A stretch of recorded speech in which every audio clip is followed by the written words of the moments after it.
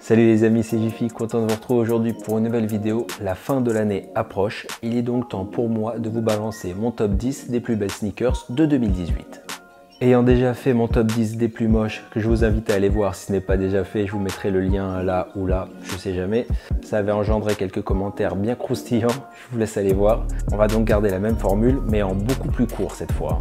Juste quelques précisions avant de commencer. Alors dans ce top, je n'ai pas inclus les modèles rétro. Quand je dis rétro, je parle des éditions qu'ils ont ressorties à l'identique, comme une Air Max One Curie par exemple ou Atmos. C'est la même qui est sortie à l'époque, donc cette année, elle a beau être terrible, je ne l'inclus pas dans le top. Dernière précision, les 10 paires ne sont pas dans l'ordre, donc il n'y a pas d'ordre de préférence. C'est juste mes 10 paires préférées de l'année. En revanche, la première, c'est sûr, celle-là elle est au-dessus, ça, il n'y a aucun doute là-dessus. La première, c'est la championne. Après, pour les 9 autres, c'est comme vous voulez. J'ai plus rien à rajouter, c'est parti pour le top 10 des plus belles sneakers de 2018.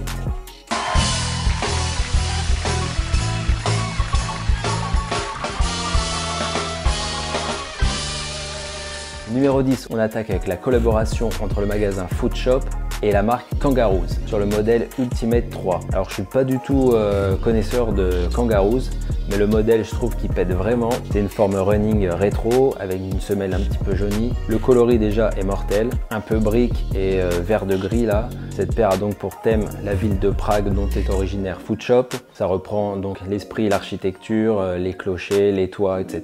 Il y a une super review d'ailleurs de Tonton Gibbs sur la paire où il a fait un vlog pour aller la chercher. C'est mortel, je vous mettrai le lien en haut. Si vous me voyez regarder en bas de temps en temps, c'est juste que je regarde la paire sur le téléphone pour vous expliquer vraiment ce que je kiffe dessus. Le truc vraiment excellent qui m'a fait mettre la paire dans le top 10, c'est la qualité de construction, les matériaux, etc. Ça a l'air de la folie. Elle est sortie le 28 septembre 2018 au prix de 270 €. Vous allez me dire c'est vachement cher comme retail, mais au vu de la qualité de fabrication et des matériaux, franchement, ça les vaut largement. Au niveau resale, j'ai regardé à chaque fois la fiche de chaque basket sur StockX pour vous donner une petite moyenne au niveau des prix resale. Alors celle-ci est encore trouvable sur le site de Footshop, donc si vous ne connaissiez pas la paire ou si vous voulez la déclencher pour Noël, c'est le moment, elle est encore dispo. Numéro 9, la Air Max 97 Off-White Manta. Ça c'est du blaze. Elle est sortie le 18 octobre 2018 au prix de 190 €. Elle se trouve maintenant au resale autour des 600 € on va dire. Ça pique. Alors c'est tout simplement pour moi ma Air Max 97 préférée avec Off-White. Plus que la blanche, plus que la Serena Williams, celle-là je la trouve vraiment cool, juste le dégradé de gris, donc toujours sur une base d'Air Max 97 Ultra. Et le gros swoosh avec cet effet un peu arc-en-ciel, je trouve que ça contraste vraiment avec la paire qui est relativement sobre et avec les petites écritures Off-White à l'intérieur comme d'hab, à l'extérieur le R. Franchement, une réussite cette paire que je n'ai pas réussi à gagner au raffle, la LV les mecs. On est ensemble. Numéro 8, cette fois une triple collab entre la marque japonaise ASICS, A Few et Beams. Ils nous ont concocté une petite Gel Light 3 bouillante. Bien sûr, elle fait suite à la première version qui était sortie en rouge et blanc. Et cette fois, ils nous l'ont ressortie mais en orange et blanc. Je la trouve encore plus terrible que l'autre. Bien sûr, je n'ai pas réussi à la cope. Elle est sortie le 10 novembre 2018 au prix de 185 € et vous pouvez maintenant la trouver au resale autour des 400 €. Là aussi, bourré de détails, visible ou non, franchement, c'est ça qui fait la différence. Ça reprend toujours le symbole Koi, donc la carpe japonaise. J'ai rien d'autre à dire à part que si vous avez un 42 qui traîne ou un 41,5, faites-moi signe. On passe maintenant au numéro 7 avec une paire que j'ai réussi à cop. Ouais, il y en a au moins une dans le top 10. Alléluia. Elle est là, je l'ai entre mes mains. La Air Max One Para. Vu que ce sera la seule du top 10 que j'ai entre les mains, on va s'attarder un peu dessus, on va se la remater ensemble. Vraiment incroyable. Des motifs dans tous les sens, mais ça reste cohérent, je trouve. Donc là, rayé, les petits pois, le swoosh bleu. Là, on a une rayure grise et blanche. La semelle complètement ouf avec les coloris habituels chez Para. Semelle intérieure aussi très jolie. La box qui est ouf. L'intérieur de la languette, franchement des détails dans tous les sens. Le shape est pas incroyable, mais ça fait le taf. Le mini swoosh là. J'ai fait une review de la Air Max One Para d'ailleurs, donc si vous voulez voir plus de détails, du on-fit, etc., allez la voir, je vous mets le lien ici ou ici, je sais pas. Elle est sortie au prix de 150 € le 21 juillet 2018. On la trouve au resale autour des 350 €. Franchement, c'est pas exorbitant pour une paire qui est vraiment cool. Donc si vous ne l'avez pas encore cop, même au resell, même si ça fait mal, elle va peut-être augmenter dans les années à venir. On ne sait pas. En tout cas, j'en ai au moins une, numéro 7. On enchaîne avec le numéro 6, une toute nouvelle silhouette de 2018 pour Nike avec la React Element 87. Franchement, grosse tuerie. Ils ont fait le taf au niveau design, ça tue. Upper transparent, ça fait toute la diff parce que selon les chaussettes que vous allez choisir, la paire va ressortir complètement différemment et ça c'est vraiment bien pensé. Elle est sortie cet été le 13 juillet au prix de 160 € et on la trouve maintenant au resell, alors ça dépend comme d'habitude selon les endroits, mais autour de 400 €. Donc elle a vraiment pris une cote très rapidement pour un nouveau modèle, c'est assez rare. Cette paire utilise la nouvelle technologie React de chez Nike qui est là pour concurrencer le Boost. Donc apparemment c'est un peu plus ferme mais vraiment super confortable, allié au upper transparent très léger et respirant. Je pense que pour l'été, ça c'est vraiment un gros hit. Numéro 5, une Jordan cette fois, ce sera pas la seule du top d'ailleurs. Une Jordan 4, vous avez deviné, la Travis Scott bien sûr, super coloris, j'ai adoré ce bleu ciel là. Intérieur rouge, un peu de speckle, donc des taches de peinture sur les attaches lacées et à l'arrière. Le Jumpman à côté, le logo Cactus Jack de l'autre. Apparemment la qualité n'était pas vraiment au rendez-vous, mais le rendu est vraiment beau. Elle est sortie le 9 juin au prix de 225 €. C'est bien fait plaisir Travis. Numéro 4, le 4 n'est pas un chiffre sorti au hasard parce qu'on va parler de la Adidas Futurecraft 4D. Une folie furieuse. Technologie de malade sortie par Adidas, à mon avis chez Nike, ils doivent pas être nimbes parce qu'en plus d'être futuriste, le rendu visuel est incroyable. Moi j'ai choisi le tout premier modèle, la toute noire avec la semelle verte. Elle est sortie le 18 janvier au prix de 400 $. Ouais, 400 $, la technologie et l'exclusivité ça se paye parce qu'en plus d'être cher, c'est assez difficile à produire donc ils sortent peu d'exemplaires. Voilà pourquoi le prix est très élevé. Je vous parle même pas du prix du resell qui tourne à plus de 1000 € facile. Ça ressemble bien sûr énormément à un Ultra Boost avec le upper qui est pratiquement le même, donc en Prime Knit. J'adore les trois bandes contrastées en gris dessus. Il n'y a pas de cage comme une Ultra Boost, là c'est vraiment peint directement sur le Prime Knit. Et la semelle, que dire, à part que c'est un truc de malade. J'aimerais bien mettre mon pied dedans pour voir ce que ça donne.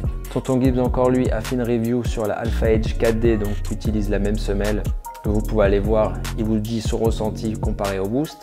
C'est donc une paire très simple, donc le haut noir et la semelle verte, mais justement cette simplicité qui fait toute la force de la paire, en plus de la technologie utilisée. Ça c'est vraiment un de mes coups de cœur de cette année, mais le retail était vraiment trop élevé, j'ai passé mon tour, j'ai même pas essayé de faire les raffles. Numéro 3, Virgil Abloh encore frappé avec une Jordan, cette fois la toute première, la Jordan 1, avec le coloris white d'ailleurs. C'est ma préférée des trois qui sont sortis entre la Chicago et la UNC, justement parce qu'elle est simple, parce qu'elle est facile à porter. Tous ces détails, la mousse, etc. qu'on retrouve sur les autres Jordan 1 qu'il a déjà sorti auparavant. Mais là, le coloris blanc, je trouve qu'il fait vraiment la diff. Elle est sortie le 3 mars au prix de 190 €. Après, au niveau du resell, là aussi, on s'en va dans l'espace. C'est parce que là, j'ai trouvé des prix au-dessus de 2000 €. Autant vous dire que pour lâcher 2000 € dans une paire, il faut avoir les reins vraiment solides. Numéro 2, on s'approche de la première place de l'ultime paire de 2018 avec la Yeezy 700 OG, donc le tout premier coloris, une vraie douceur, sorti à l'origine en novembre 2017 mais à très peu d'exemplaires et qui est ressorti plus largement en mars 2018. C'est pour ça que je me suis permis de l'inclure dans le top. Elle est sortie au prix de 300 €, donc le retail de la 700 il fait mal, hein, c'est le problème. C'est pour ça que je ne l'ai pas acheté d'ailleurs. Au niveau du resell, ça reste élevé, mais par rapport au prix de base, c'est pas énorme. On la trouve autour de 450, voire 500 € maximum. Alors ce qui est marrant, c'est quand j'ai vu les premières images de Kanye avec au pied, je l'ai trouvé juste dégueulasse cette paire. Ça me rappelait ma jeunesse, les espèces de paires mi-décathlon, Atemi, des coloris bizarres, forme running, grosse semelle là. Tout ce qu'on n'aimait pas dans les années 90, et là il nous l'a ressorti. Donc je pense que j'étais pas prêt au début quand je l'ai vu. Et à force de la voir portée, bien portée d'ailleurs, la hype m'a mindfucké, je pense clairement. Et maintenant, je la kiffe. C'est le meilleur coloris d'ailleurs, bien au-dessus de la mauve qui a fait, on peut dire, un peu un flop hein, cette année. Mais là, j'ai vu des photos, ils ont annoncé des nouveaux coloris là. C'est con que ça soit 300 € parce qu'elle est bouillante.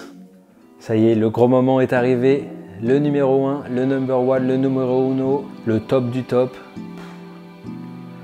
Vous avez sûrement déjà deviné, vu que j'en ai pas parlé encore. On va parler bien sûr de la Air Max One 97 Sean Wotherspoon. La paire de mes rêves, mon Graal, sorti le 26 mars 2018 donc pour le Air Max D au prix de 160 €. Par où commencer dans cette paire? C'est juste de la pure folie. Déjà les matériaux, velours côtelé, un délire. Des coloris vraiment bizarres mais cumulés entre eux, en fait ça fonctionne de ouf. Donc du jaune, du gris, du rose, du bleu ciel, du violet, du vert un peu marron, une dinguerie. Détail sur la languette à l'arrière, un peu en dénime. Semelle qui rappelle para, folie. Petit, alors ça tue sur la languette, petit scratch que tu peux interchanger donc selon ton humeur. 3 paires de lacets, aglés en métal. Franchement ça fait mal à la tête, il y a trop de détails. Intérieur genre en espèce de velours satin là. Putain mais il a été nous chercher des trucs de malade. Petite box légèrement travaillée, ça fait plaisir aussi. Et surtout le prix quoi, 160 € pour tout ça. Je suis vraiment dégoûté d'avoir raté toutes les raffles. Pourtant j'ai essayé, hein. J'ai dû en faire une cinquantaine. J'ai eu 0. Ah oui mais en plus il m'a pas parlé du plus important. C'est une putain d'hybride. Le mec a réussi à faire une hybride qui est ouf. Donc semelle d'Air Max One avec un upper de 97 et ça fonctionne juste à la perfection, on dirait un vrai modèle, on dirait pas du tout que c'est un mélange. D'habitude les hybrides c'est quand même un peu chelou, tu vois ça, tu dis soit c'est dégueulasse, Air Max 95 va pour Max, soit tu trouves ça un peu chelou mais ça passe quand même. Et là juste on dirait une vraie paire, on dirait pas que c'est une fusion entre deux modèles. Donc ça c'est réussi à la perfection, plus tout le reste, le coloris, les détails et tout. Franchement c'est un bijou, rien d'autre à dire. Après, je me suis dit que le resell allait chuter. Malheureusement, il a fait que monter. Donc, on la trouve aujourd'hui autour des 550-600 € en gros. Franchement, je vais pas mettre 600 € dans une paire, même si c'est mon Graal, mais ça fait trop mal. Si vous m'entendez, Nike, ce serait pas mal de faire un petit restock. Hein, pour Jiffy. Juste une pour Jiffy, tranquille. Merci d'avance. Voilà, c'est donc sur un feu d'artifice que se termine mon top 10 des plus belles sneakers de 2018. Dites-moi ce que vous en avez pensé dans les commentaires. Et surtout, donnez-moi votre top 3 des plus belles sneakers pour vous de 2018. On verra si on a les mêmes goûts ou s'il y a des paires auxquelles j'ai pas pensé qui ressortent plus que d'autres. Comme ça, on pourra en discuter ensemble sous la vidéo. Si t'as aimé cette vidéo, n'hésite pas à lâcher ton plus beau like et à t'abonner à la chaîne si ce n'est pas déjà fait. On vise les 5000 abonnés avant la fin de l'année. Allez les gars, je compte sur vous. Donnez-moi votre force. N'oubliez pas d'activer la cloche de notification pour être au courant de chaque sortie des vidéos et ne rien rater. Moi, je vous dis à la semaine prochaine. Peace!